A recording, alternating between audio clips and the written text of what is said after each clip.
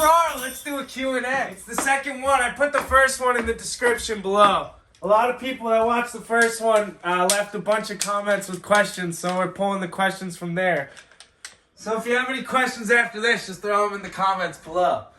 I first want to thank everyone for hitting the subscribe button. I seriously can't believe how much we've grown, and it's all because of you guys. You're amazing. Thank you. Let's do this. Alrighty. Let's do this. All right. So my lovely wife is going to read the comments or the questions. My name is Kellyanne. This is Kellyanne with an E.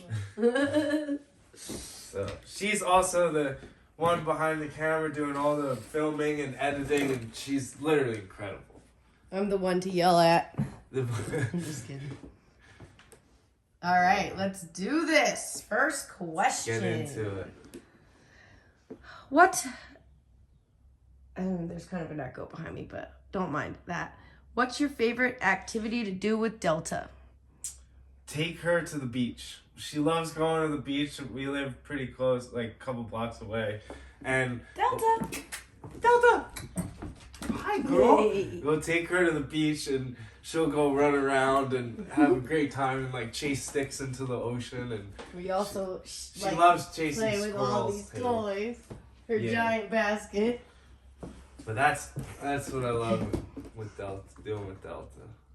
How much does being able to physically feel things help you paint a picture of the world around you?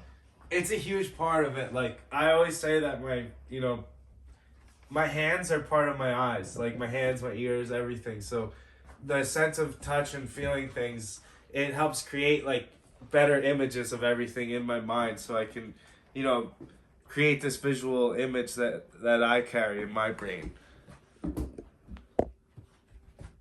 Can you elaborate on your trip to Peru with Leading the Way? What was the process of navigating your adventure? Would you do a similar trip in the future? Oh my gosh, my trip to Peru was such a once-in-a-lifetime experience. Maybe what is Leading the Way? So Leading the Way is an organization by Eric Weinmayer, who's the first blind guy to ever climb all this, Mount Everest and everything in the world, all the 7 summits, highest 7 summits. And he reached out to me after my senior year of high school and invited me to this trip for Leading the Way, which was I believe it's a nonprofit. I'm not sure on that, but they invited me to go to Peru and hike 16,000 feet in 4 days. And we'd camp on the side, on the mountain and everything, and you have no phone or anything. And it was a life-changing experience. I got to... I'll get it. You got to. It was a life-changing experience. I got to go into the mountains and just pure wilderness. And, I learned so much about myself, things I was able to do that I never thought I'd be able to do. And on top of that, navigating it was incredible. We had to train leading up to it. So we go to Colorado, different mountains there. And you'd have half the group was sighted and half was blind or visually impaired. And you'd basically, work with a guide, but that you're not able to hold on to them. So you'd use these things called trekking poles, and you'd use them to they're basically your canes, and you feel around to know your terrain and your surroundings. And the guide would use auditorial cues because you don't want to talk too much. So they tap on the rocks and things, and we'd have different code words like shin bangers for different sized rocks in front of you and stuff like that. So it was an amazing experience. And on top of that, we got to go for a week after that. We went into the city and into some of the villages and got to do community service work where we hung out and got to play soccer and just dance, and it was amazing with all the kids there. So that trip, I would definitely do something like that again. The following year, I actually went with them to go whitewater rafting in the Grand Canyon, 90 miles for 7 days. So that was another experience where it was unbelievable. What is one thing you wish you could learn to do? See. Yeah, I guess I I guess if you could learn, though, No, with your blindness. Yeah, no. One thing I learned to do. I want to get good at snowboarding. That's something I want to do. What is your favorite trick to do skateboarding? And if you reach behind you, pull that USA skateboarding deck out. Oh yeah, Kelly got me this for Christmas. It's a USA skateboarding deck from TeamUSA, and it's actually awesome. Hopefully I'll get more of those in the future. But my favorite trick is, that's a good one. I don't know. Like flat ground, probably like 180 or heel flip. I'm getting my vario heel flips down, so working on those, and just, I don't know, I just love riding and, you know, sticking landings on things. It's such an adrenaline rush. And then half pipe, like blunt to fakie, and I don't know, just board slide. I love board slides too. Are you vegan? I'm not vegan, but Kelly and I do a lot of research on like vegan diet and kind of incorporate, you know, that lifestyle into our diet in terms of, you know, getting that extra nutrients and vitamins and things like that, and just eating clean. So you eat vegan for maybe 2 out of 3 meals a day, though? Yes. So, what weight class did you wrestle, and could you describe how you taught yourself to wrestle? Yes. I wrestled. Freshman year, I was 152, and then the rest of the 3 years of high school, I was 160 pounds. And wrestling was a process. Like, when I first started in 7th grade, I was terrible. Like, I went like 2-12 or something, and one of the wins was a forfeit, and you just go out and get your hand raised. And, like, I remember just wanting to get good, and, you know, I needed to get better, and I found a club and started going to a wrestling club, putting all the extra hours in, and just the way my coach worked with me was we did everything by feel. So like he would do the move on me so I could feel how it was done and feel all the nuances in terms of like how the level is changed, how, you know, what parts you tense up, like how, you know, where you've changed your speed and different things like that. So really working with, you know, getting things done to me, like getting beat up a lot, really helped me learn how to get better. So wrestling was a real journey. Plug the doc. Check out the documentary about my high school wrestling career, A Shot in the Dark, on Amazon Prime, Apple TV, Google Play. We'll link everything below. We'll link everything. So that was, you know, it captured my whole senior year of my whole journey. Film. It's like, about overcoming obstacles. It's more than just wrestling. Even if you know nothing about wrestling, it's a good movie to watch. So yep, I knew nothing about wrestling. And it was by my big brother was one of the producers who passed away in the making of the film, so it means a lot to me. What's your favorite food? Are your other senses better since you're blind? My favorite food is, I love a lot of food. Like, I love Italian food, Mexican food, you know, like, what else? Just, like, rice, like, barbecue, you know, rice and beans, like, like Spanish, everything. Like, I don't like seafood, though. That's one thing I don't like. And things that are green, usually.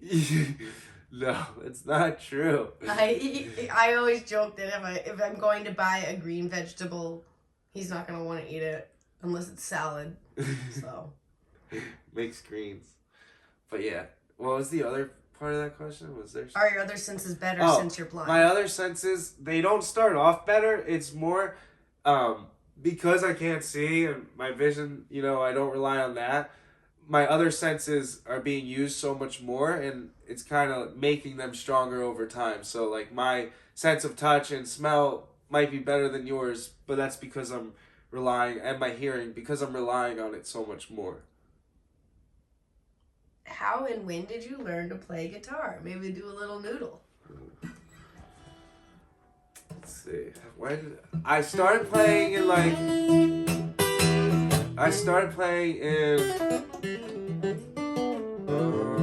I think the end of my senior year of high school, and it was all by listening. Like this one blind guy who was amazing at guitar, he really helped me.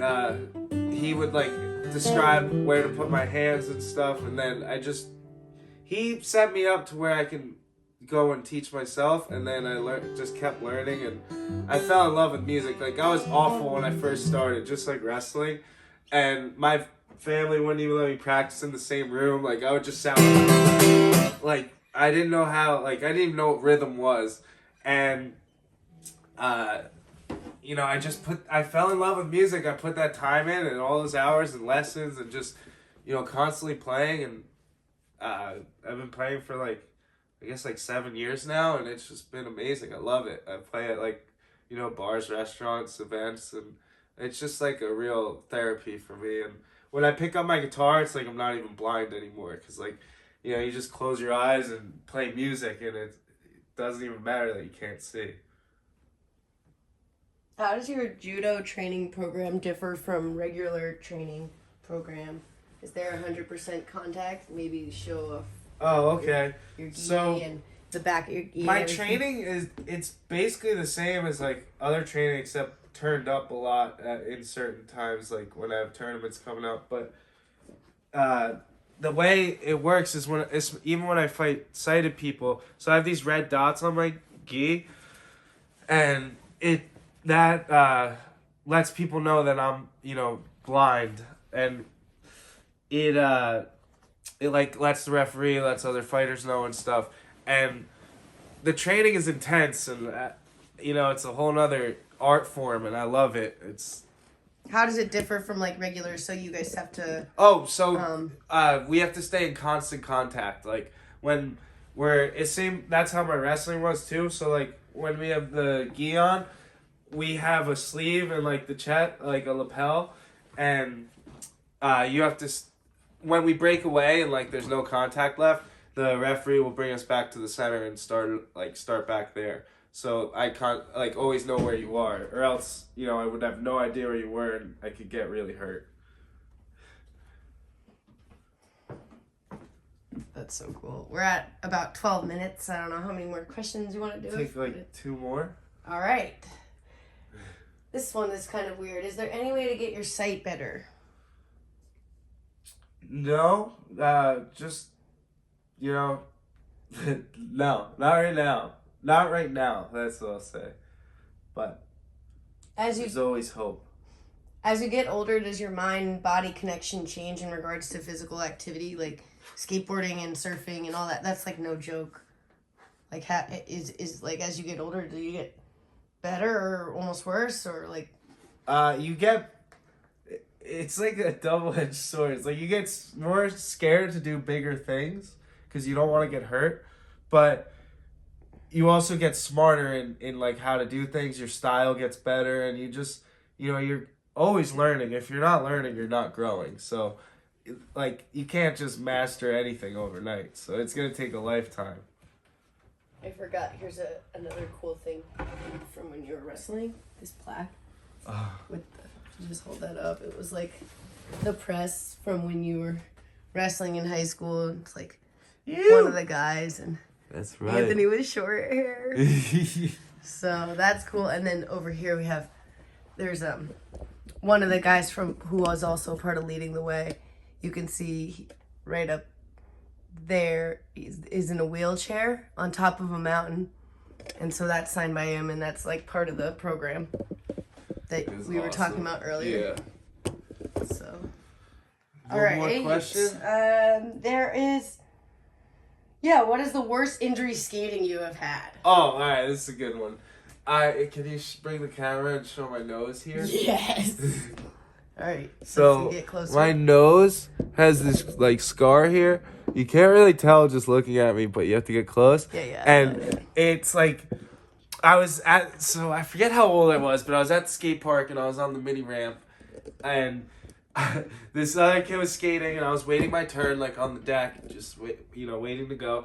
I had a little bit of sight then, so I didn't have a cane or anything, and I was waiting to go. The guy had his board was pretty worn in, so it had this thing called razor tail, where the tail just gets grind down to where it's really thin and sharp, and he was going on the mini ramp and he fell and his board shot up and the tail went right into my nose, like just cold shot right there.